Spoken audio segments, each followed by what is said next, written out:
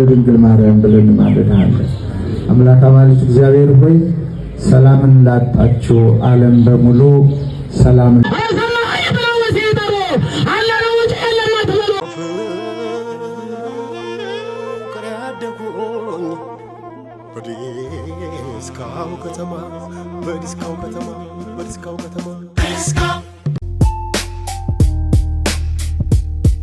ፍልቅልቋ ባህር ዳር ውቢቷ ባህር ዳር ሰሞኑን ዳስ ጥላ ጥቁር ሀዘን ላይ ትገኛለች። ምክንያቱ ደግሞ ባህር ዳርን ዲስካው በሚል ስሟ ከእግር እስከ ራሷ አሽሞንሙኖ ያወደሳትን በስስት የጠራላትን እንቁ ልጇን በማጣቷ ነው። ውድ ቤተሰቦቻችን በዛሬው መሰናዶ የሰማኸኝ በለውን ህልፈት አስመልክቶ በባህር ዳር ከተማ ተጥሎ የዋለውን የሀዘን ዳስ ጉዳይ እንመለከታለን። አብራችሁን ዝለቁ። ባለፈው ሰኞ ሰኔ 8 ቀን 2018 ዓ.ም ያረፈው የጥበብ ፈርጥ የግሽ አባይ ፍሬ የሆነው አርቲስት ሰማኸኝ በለው ዲስካው በሚል ተወዳጅ ሙዚቃው ሙሉ ባህር ዳርን በዜማው ሲያካልላት ኖሯል። ሞት እንኳን ጨክኖ እንዳለው ዘፋኙ ሞትም ጨክኖ አርቲስት ሰማኸኝ በለውን ከናት ሀገሩና ከምትወደው አቅመ ደካማ እናቱ ነጥቆ ከወሰደው እነሆ ዛሬ 7ኛ ቀኑን ይዟል። ወዳጅ ዘመዶቹ የሥራ ባልደረቦቹና የሙያ አጋሮቹ በተገኙበት በሚወደው በቦሌ ቡልቡላ መድኃኔዓለም ቤተክርስቲያን ሥርዓተ ቀብሩ የተፈጸመ ሲሆን በዛሬው ቀን ደግሞ የትውልድ ከተማው ባህር ዳር ድንኳን ጥላ በቁጭትና በፉከራ ልጇን ሙሽራ አድርጋ አስባውላለች። ከተማዋ አልቃሽ ብቻ አልነበረችም። የቁርጥ ቀን ልጇን በክብር ስታሞካሽ የዋለችበት ታላቅ ነው።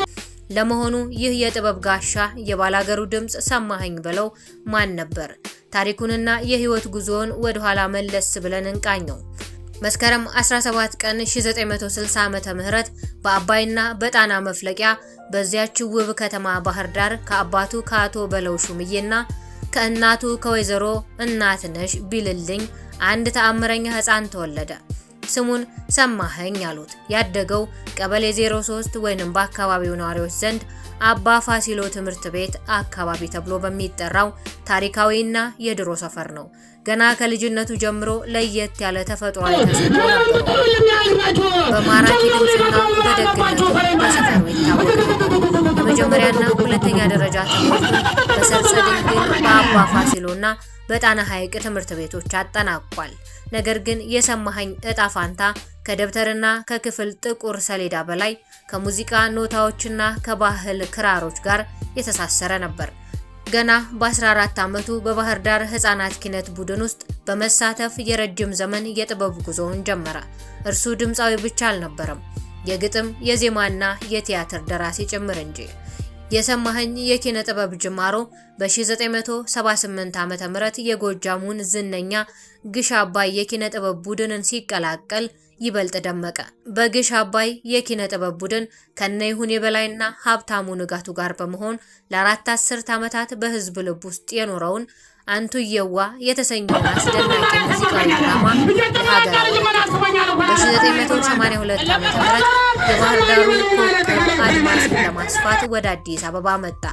ያኔ ታንጎና ኤሌክትሮ ሙዚቃ ቤቶች የሙዚቃው ዓለም ነገስታት በነበሩበት ዘመን የመጀመሪያ አልበሙን አሳተመ። ያዥኝ አላበድኩም የተሰኘው ስራው በሀገሪቱ ላይ ተለቀቀ።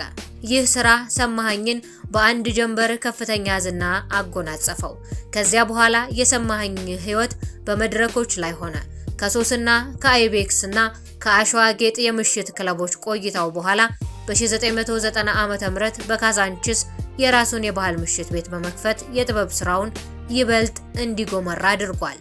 በቲያትሩ ዘርፍም የባላገር ፍቅር በተሰኘው ተውኔት ብቃቱን አስመስክሯል። ሰሜ በኪነ ጥበብ ጉዞው ካከናወናቸው ትልልቅ ድሎች አንዱ ባላገር የሚለውን ቃል ከኋላ የኩራት መገለጫ ማድረጉ ነው። መድረክ ላይ ሲወጣ የአርሶ አደር አልባሳትን በመልበስ ባላገር ነኝ ብሎ በመዘመር የገጠሩን ማህበረሰብ ክብር አሳይቷል። ስለ ባለሀገር ማህበረሰብ የነበሩ የተሳሳቱ አረዳዶች እንዲታረሙ በቀዳሚነት የሚጠቀስ ሚና ተጫውቷል። ለዚህም ነው ሰሜ ባላገሩ ተብሎ የተሰየመው። የልጅነትንና የበዓላትን ትዝታ የቀሰቀሰበት ደቦት እንስራ እንዲሁም በፈጣን ውዝዋዜ የታጀበው ዘገኛ የማይረሱ ስራዎቹ ናቸው። በተጨማሪም ሀረምኑን ሰጠሽ፣ ማነሽ ማነሽና ዝናቡ የተሰኙት ዘፈኖች ተወዳጅነት አትርፈዋል። መድረክ ላይ በማይጠፋው ደማቅ ፈገግታውና ያለ ድምጽ ማጉያ መድረኩን የመቆጣጠር ተፈጥሯዊ ብቃቱ ወደር አልነበረውም። ሰማኸኝ ለሕግና ለፍትህ ከፍተኛ ክብር የነበረው ሰው ነው። በ1991 ዓ.ም በደረሰ የመኪና አደጋ ተጠርጥሮ የ4 ዓመት እስር ቢፈረድበትም በወቅቱ አሜሪካ በስራ ላይ ቢሆንም ስራውን አቋርጦ በመምጣት ቦሌ አውሮፕላን ጣቢያ ላይ እጁን ለፖሊስ በመስጠት ለሕግ ተገዥነትን በተግባር አስተምሯል። 3 ነገር እወዳለሁ፣ ሀገሬን፣ ትዳሬንና ስራዬን የሚለው ሰማኸኝ በ1982 ዓ.ም ከወይዘሮ ገበያ ከሳዋት ጋር ትዳር መስርቶ 4 ወንድ ልጆችን በማፍራት አሳድጓል። 4 የልጅ ልጆችን ለማየት ታድሏል። በማህበራዊ ህይወቱ ለታመመ ደራሽ፣ አረጋውያንና አቃፊና ታማኝ ጓደኛ ነበር። ወዳጆችን ይዘክራሉ።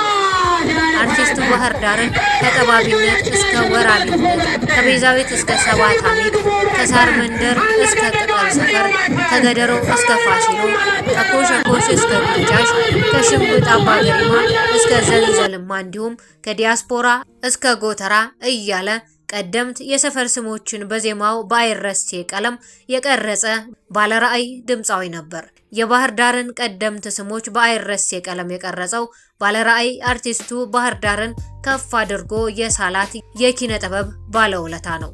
የባህር ዳር ከተማ ከንቲባ ክቡር አቶ ጎሹ እንዳላማው እንደተናገሩት ድምፃዊ ሰማኸኝ በለው የባህር ዳር ነጸብራቅና የኢትዮጵያ ኪነ ጥበብ ድምቀት ነበር። ከቅርብ ጊዜ ወዲህ ውፍረቱን ለመቀነስ የተለያዩ የሕክምና ዘዴዎችን ሲከታተል የቆየው ሰማኸኝ ሰኞ ሰኔ 8 ቀን 2018 ዓ.ም ጠዋት የድካም ስሜት ተሰምቶት በልጆቹ አማካኝነት ወደ ሆስፒታል ሲወሰድ በድንገት ሕይወቱ አልፏል። ከመሞቱ ጥቂት ቀደም ብሎም ለጀግናው ንጉስ አጼ ቴዎድሮስ ማስታወሻ የሚሆን ዜማ ለህዝብ አድርሶ ነበር። ስርዓተ ቀብሩ ማክሰኞ ሰኔ 9 ቀን 2018 ዓ.ም በቦሌ ቡልቡላ ደብረ መድኃኒት መድኃኔዓለም ቤተክርስቲያን ተፈጽሟል። ዛሬ ደግሞ ተወልዶ ባደገባት ባህር ዳር ከተማ ቅዱስ ጊዮርጊስ ቤተክርስቲያን የመታሰቢያ የለቅሶ ስነ ስርዓት ተከናውኗል። በሙሾው እነ ጥላሁን ገሰሰ፣ ታምራት ደስታ፣ ማዲንጎ አፈወርቅ፣ ነጻነት ወርቅነህና ሌሎችም ስማቸው እየተነሳ ሲታወሱ አርፍደዋል። ውድ ቤተሰቦቹ፣ እናቱ፣ ባለቤቱ፣ ልጆቹ፣ ወዳጅ ዘመዶቹና አድናቂዎቹ በተገኙበት ዛሬ በባህር ዳር ከተማ የሀዘን መግለጫ ስነ ስርዓቶች የተሰማቸውን ጥልቅ ሀዘን ከትውልድ ከተማው ነዋሪዎች ጋር አክብረዋል። በስነ ስርዓቱ ላይ የተገኙት የኢትዮጵያ ኦርቶዶክስ ተዋሕዶ ቤተክርስቲያን የባህር ዳርና ሰሜን ጎጃም አህጉረ ስብከት ሊቀ ጳጳስ ብፁዕ አቡነ አብርሃም አባታዊ መልእክትና ጸሎተ ቡራኬ ሰጥተው በጎ ስራና ለሀገርና ወገን የሚጠቅም ተግባር እኛ ብናልፍም እንኳን ከመቃብር በላይ ሲወሳና ለትውልድ ሲተላለፍ ይኖራል። በመሆኑም በዘመናችን መልካም ሰርቶ ማለፍ ሰዋዊ ተልእኳችን ሊሆን ይገባል ብለዋል።